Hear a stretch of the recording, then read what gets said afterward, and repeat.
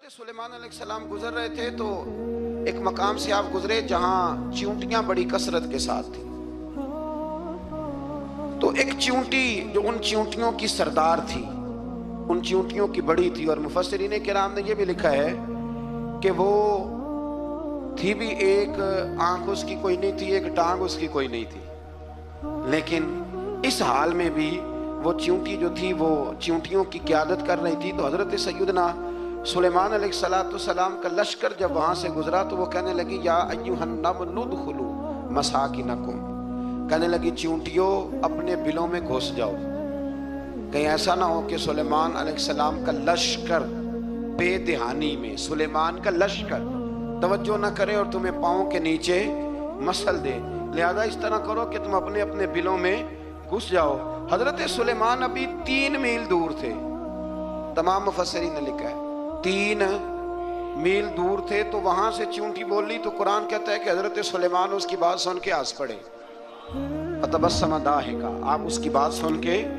हंस पड़े कि देखो ये चींटी क्या कह रही है, जरा गौर करना बात पर। हजरत सुलेमान 3 मील दूर फासले पर चींटी की भी भी सुन लेते। मौलवी ने कुरान की आयत पक्की याद कर लिया, ना बशर मिसलुकुम, कहता है हुजूर ने कहा मैं तुम्हारी तरह का बशर हूँ, नबी हमारी तरह होते हैं जी। तो वो तो 3 मील दूर चींटी की आवाज सुन लेते थे, इसके कान में चींटी रखो भला, इसे कहो कि बता भला क्या कहती है, कुछ बताएगा फिर दौड़ लगा देगा शायद। कान में रखो इसको, कहो बता चींटी क्या कहती।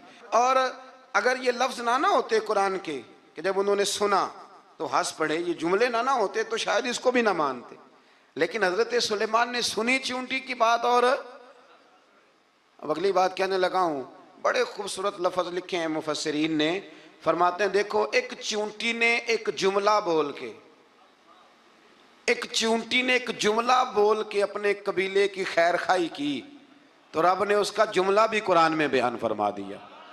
तो जो सारी जिंदगी लोगों को जुमले बोल बोल के कहे रब रसूल की तरफ आ जाओ, तो अल्लाह क़यामत में उसकी बात को कायम नहीं फरमाएगा।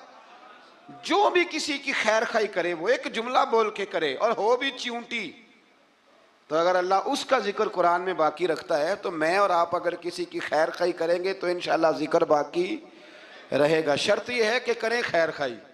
इसी तरह से एक बात और लिखी है हमारे मुफस्सिरीन ने कि हजरत सुलेमान एक दिन ना इसी तरह निकले, कहत पड़ गया था, बारिश नहीं होती थी, तो हजरत सुलेमान बाहर मैदान में निकले दुआ करने के लिए, खुश्क साली थी। तो जब आप गए तो एक चींटी अपने पर फैला के दुआ मांग रही थी। तो रब करीम ने फरमाया सुलेमान आप वापस चले जाएं, बारिश आ जाएगी पर आएगी चींटी की दुआ पे। तो हजरत सुलेमान ने अर्ज की, मौला मैं भी तो इतना लश्कर लेके आया हूं ना, तो चलो हमें भी दुआ कर लेने दे, तू चींटी की दुआ पे बरसा देना पर दुआ कर लेने दे। फरमाया नहीं आप वापस जाएं, दुआ ना मांगे। या अल्लाह क्यों? फरमाया चींटी का दिल टूट जाएगा, वो तो कहेगी कि ये सुलेमान के लश्कर दुआ पे फिर बारिश आई है। तो आप ना करें ताकि उसके दिल में ये बात रहे कि नहीं मेरे रब ने मेरी दुआ पे बारिश फरमाई। आप जाएं, आज बारिश आएगी पर आएगी चींटी की दुआ पे। तो जो चींटी बारिश की दुआ करे कौम के लिए, अल्लाह अगर उसका जिक्र कायम रखता है, तो जो अपनी कौम के लिए हिदायत की दुआ करे। और कभी कभी गर्दन झुका के देखा करो कि दिल में रसूलुल्लाह की उम्मत का दर्द कितना है। अगर कहीं हुजूर की उम्मत का दर्द है तो फिर इंशाअल्लाह जिक्र क़यामत तक बाकी रहेगा, फिर इंशाअल्लाह क़यामत तक आने वाली नस्लें भी आपका जिक्र करेंगी अगर हुजूर की उम्मत का दर्द सीने में मौजूद है।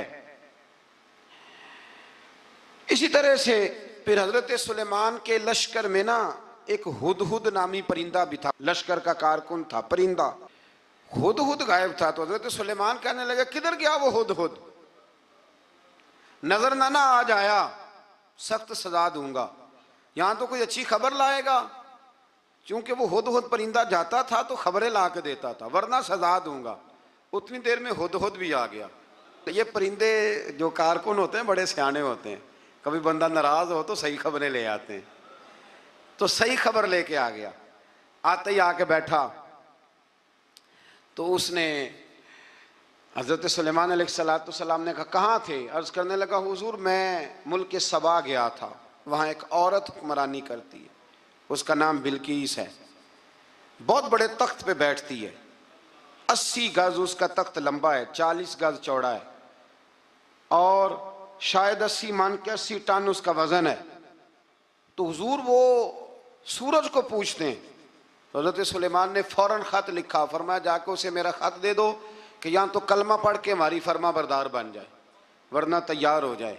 जो अल्लाह के गैर को पूछते हैं हम उनके खिलाफ जंग करेंगे। वो जब लेके गए ना खत, ये हुदूद गया तो वो मीटिंग कर रही थी, उसके वजीर मशीर सारे बैठे थे।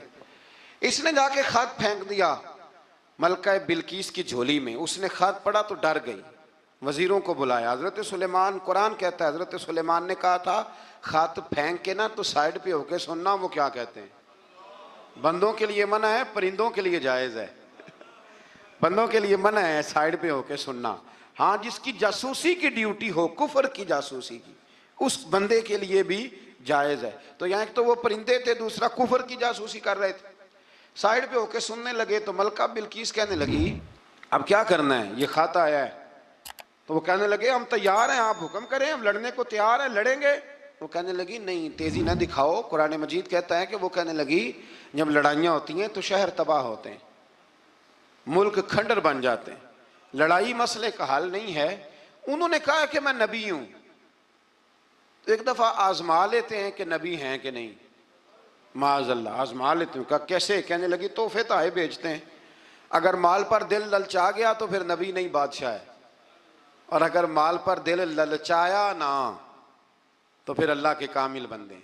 ये फ़र्क उसने उस वक़्त बयान किया। उसने 500 कनीज़ें, 500 गुलाम, बड़े शानदार लिबास पहना के, 500 घोड़ा बड़ा तगड़ा, उसके ऊपर माल व असबाब रख के तैयारी करा के हज़रत सुलेमान की तरफ भेजा। हुद पहले से खबर लेके आ गया, हुजूर उसने ये प्रोग्राम बनाया है। वो जब आया सारा कुछ तो हज़रत सुलेमान देख के जलाल में आ गए, फरमाने लगे उसे जाके कह दो तू मुझे क्या तोहफे भेजेगी, मेरे रब ने मुझे माला माल फरमाया हुआ है, उन्हें माला माल किया मेरे मालिक ने। जा उसे जाके कह तू क्या तोहफे देगी। जब रब देता है तो फिर कोई कमी ना ना, वो नहीं छोड़ता। बंदे क्या दे सकते हैं, बंदे तो बेचारे 10 दे के तो 10 दिन उनकी आंखें नहीं खुलती। फरमा